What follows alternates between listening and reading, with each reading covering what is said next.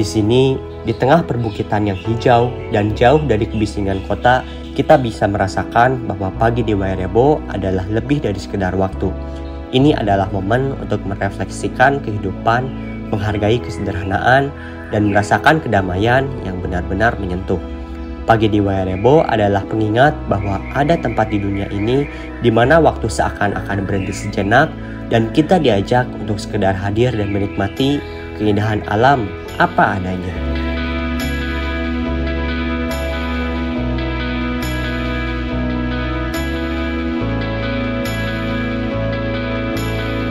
Setelah membunyikan kentongan, akan terdengar suara sahutan. Pemukulan kentongan menandakan kepada masyarakat desa bahwa akan ada tamu yang datang. Kami kemudian menuruni bukit. Setelah kurang lebih 2 jam melakukan pendakian, kami akhirnya sampai di desa Wairebo, sebuah tempat yang belum pernah saya bayangkan untuk bisa mengunjunginya. Tak banyak berselebrasi, kami diharuskan terlebih dahulu untuk pergi ke salah satu rumah adat, mengikuti prosesi penyambutan tamu yang bernama Wailuu. Dan di sana kami tidak diperkenankan untuk mengambil foto dan video. Selamat sore.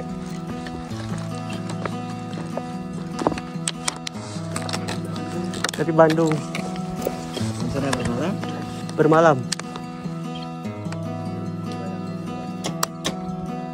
Tadi ada 3 orang. Oh, yang dari Bali. Ya. Tadi Bapak. Yang itu balik ke Bali lagi. Ya. Oh. Jadi kita sama sosinya dulu ya. Ya. Mohon izin dulu. Setelahnya, kami ditemani oleh salah seorang pemuda warga desa Wairebo dan diantarkan untuk beristirahat di rumah adat sembari menceritakan tentang sejarah dan budaya desa Wairebo. Di sana kami kemudian bertemu kembali dengan Adiana, Wina, dan Anita. Kami berenam kemudian melakukan registrasi untuk stay di Wairebo selama 2 hari 1 malam. Untuk biaya yang dikenakan sebesar 325.000 per orang. Fasilitas yang kita dapatkan di desa Wairebo cukup lengkap. Kita bisa makan 3 kali, tempat tidur yang tentunya nyaman, serta toilet yang juga bersih. Seberes makan, kami kemudian bermain di sekitaran desa.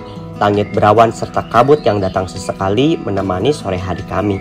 Desa Wairebo adalah desa adat yang terletak di Kabupaten Manggarai Flores, Nusa Tenggara Timur. Desa ini dikenal sebagai salah satu destinasi unik yang ada di Indonesia, karena sejarahnya yang panjang serta budayanya yang masih sangat kental.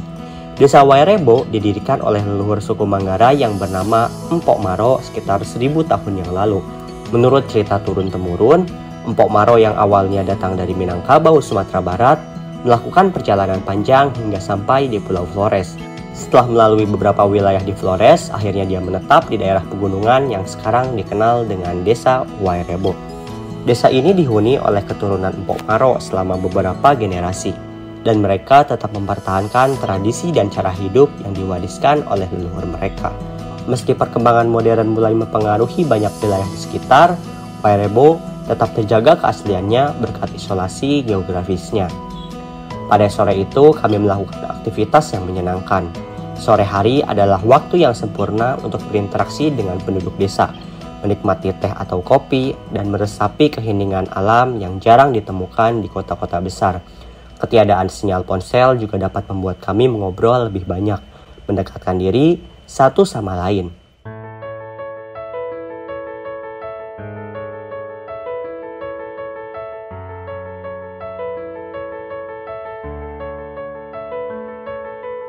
Salah satu ikon budaya Wairebo adalah rumah adatnya yang disebut Baru Niang yang berbentuk kerucut.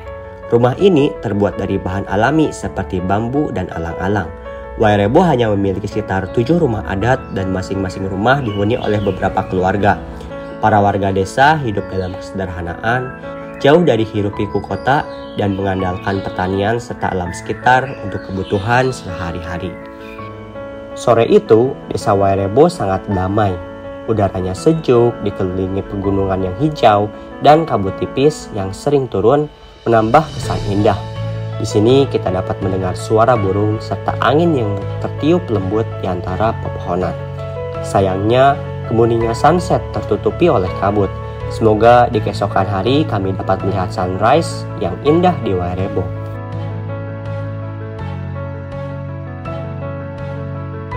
Malam di Wairebo pun tak kalah menarik.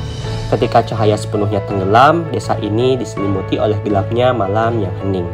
Cahaya bintang-bintang di langit sangat terlihat jelas, menciptakan langit malam yang luar biasa indah. Bagi saya, tidur di rumah adat bersama penduduk desa adalah pengalaman yang tak terlupakan, di mana kita bisa merasakan kehidupan tradisional yang masih asli, udara malam yang sejuk, yang pastinya menambah kenyamanan saat beristirahat setelah seharian menjelajahi keindahan desa Wairebo.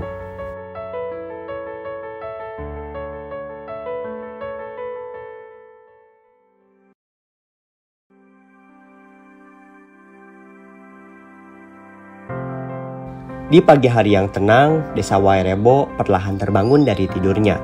Saat waktu mendekati fajar, langitnya mulai berubah warna dari biru pekat menjadi lembayung. Kemudian berangsur memancarkan cahaya keemasan yang memecah kegelapan.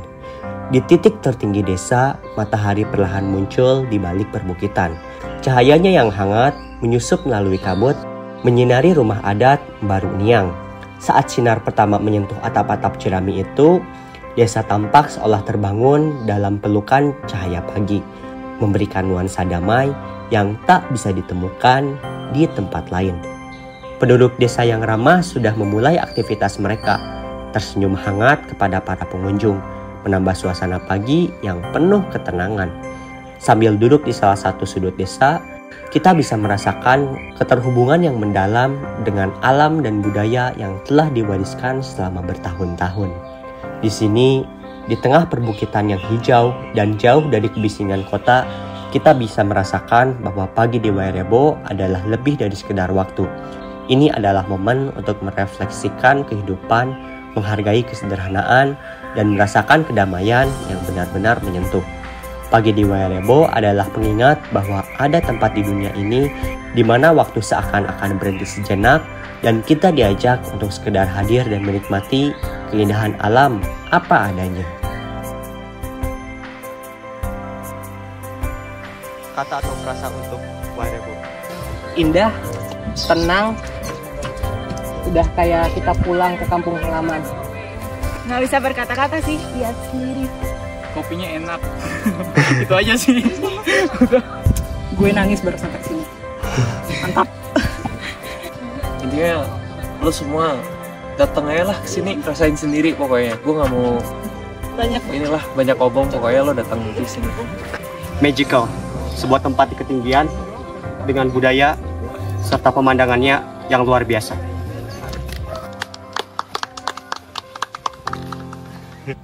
Meskipun perjalanan kami berenam menuju desa Wairebo bisa dibilang singkat, kenangan yang tertinggal akan selalu menjadi bagian dari pengalaman yang tak terlupakan. Abis dari mana, Bang? Wah, benar indah. Setelah puas sarapan dan menikmati pagi di desa Wairebo, kami kemudian berkemas dan kembali ke Labuan Bajo.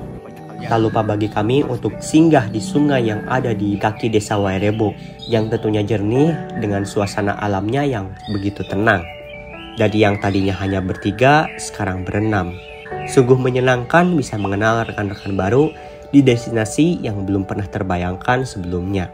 Di Labuan Bajo, kami kemudian berpisah karena Adiana, Wina, dan Anita akan pergi eksplor Labuan Bajo dan pulang ke Bali esok sore.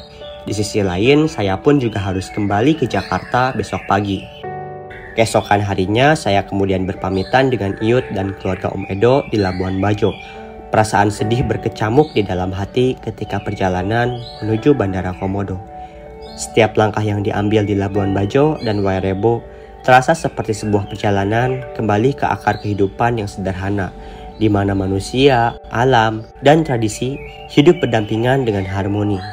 Keindahan alam yang ada, keramahan orang-orang baru yang menyambut dengan senyuman tulus, serta keheningan yang ada membawa ketenangan. Semuanya akan selalu teringat dalam benak. Kini saat perjalanan pulang dimulai, meskipun sedih ada perasaan syukur yang mendalam atas pengalaman kali ini. Perjalanan saya solo traveling explore Nusa Tenggara Timur bukan hanya tentang sebuah destinasi, tetapi juga tentang perjalanan hidup, tentang betapa berharganya kesederhanaan, tentang hubungan yang tak terpisahkan antara manusia dan alam, dan tentang melambatkan langkah untuk menikmati setiap momen. Semoga dengan meninggalkan semua hal yang ada di sini adalah sebuah perpisahan yang tak sepenuhnya perpisahan. Karena semua momen yang saya lalui bersama dengan rekan-rekan baru saya akan terus hidup dalam ingatan. Terima kasih sudah mengikuti perjalanan saya Explore Nusa Tenggara Timur. Semoga series perjalanan ini bisa menginspirasi kalian untuk bisa berjalan lebih jauh lagi. Jangan lupa untuk bagikan video ini jika dirasa bermanfaat dan subscribe channel ini untuk mengetahui petualangan seru lainnya. Saya Muhammad Farhan Gumilang, sampai jumpa di perjalanan berikutnya.